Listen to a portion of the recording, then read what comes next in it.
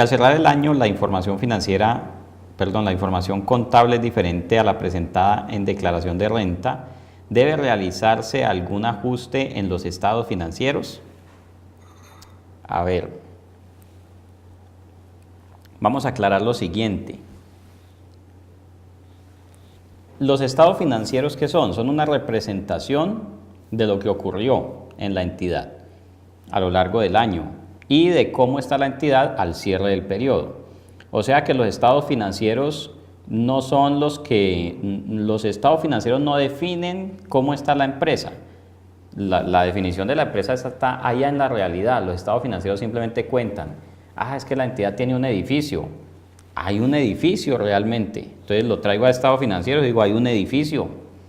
¿Por qué valor? Pues ya la norma de información financiera me dice cómo se mide. Hay que mirar cuánto se pagó por él, mirar si está depreciado, si está revaluado, etcétera. Si el estado financiero dice se vendieron 10.000 millones, pues es porque en algún momento alguien llamó a pedir mercancía y se le despachó la mercancía y se le hizo su factura por 10.000 millones. Los estados financieros lo que hacen es contar lo que pasó, contar esa realidad financiera, se cuenta en los estados financieros. Luego aparece la norma tributaria y me dice, con base en los estados financieros, más unas depuraciones, calcule el impuesto de renta, por ejemplo, y calcule los valores a declarar como activos y pasivos, lo que se llama el patrimonio fiscal. Entonces usted toma los estados financieros y con base en los estados financieros elabora la declaración de renta. Entonces yo no concibo que la información que se presente en la declaración de renta requiera que luego se hagan ajustes en los estados financieros. Si eso fue así, tiene que haber sido porque los estados financieros quedaron con un error y luego en la declaración de renta se dieron cuenta que había un error. Si es así, pues entonces hay que corregir los estados financieros. Pero yo no puedo corregir estados financieros, por ejemplo, porque al hacer la declaración de renta el impuesto me dio muy alto. Entonces me voy a devolver a corregir estados financieros. No, ese no es el deber ser. O sea, el estado financiero no se puede modificar para efectos de que el impuesto me dé más poquito o para efectos de que luego, no sé, tengo por allá en la declaración de renta una situación irregular, entonces voy a cambiar los estados financieros para que eso no se vea. No es el deber ser. Primero ocurren unos hechos en la realidad, luego se elaboran unos estados financieros que representan lo que pasó y luego se hace una declaración de renta. Entonces habrá que mirar más bien si es eso. Es posible que al hacer la declaración de renta usted encuentre un error en los estados financieros. Si eso es así, pues entonces hay un procedimiento para corregir errores en los estados financieros. Y eso está manifestado en la sección 10 de la NIF para pymes y en la NIC 8 para las entidades que aplican NIF plenas. Si eso ocurre, pues habrá que hacer ese procedimiento de corrección de errores.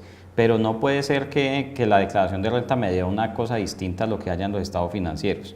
Ahora, ¿qué pasa, por ejemplo, si usted hizo sus estados financieros y con base en ellos hizo su declaración de renta, luego vino la DIAN y le dijo, venga, pero es que usted me llevó al gasto, usted me llevó estos 20 millones al gasto y no, yo no le voy a aceptar eso como deducción, eso lo tiene que llevar como activo y depreciarlo en 5 años. Ahí ya usted toma la decisión si realmente esa partida cumple la definición de activo y no se debería haber llevado al gasto, entonces usted corrige los estados financieros. Por ejemplo, una entidad que compra un software en 20 millones de pesos, pero su patrimonio son 20.000 millones. Entonces esta entidad dijo, yo en lugar de llevar ese software como intangible, en el activo y luego ponerme a amortizarlo, yo lo voy a considerar gasto de una vez, me lo llevo a resultados. Con base en eso, entonces el activo le queda en cero, no tiene activo contable. Luego la DIAN hizo una revisión y la DIAN no le aceptó eso y le dijo, no, es que eso tiene que llevarlo como activo intangible y luego amortizarlo. Entonces fiscalmente sí le va a quedar un activo.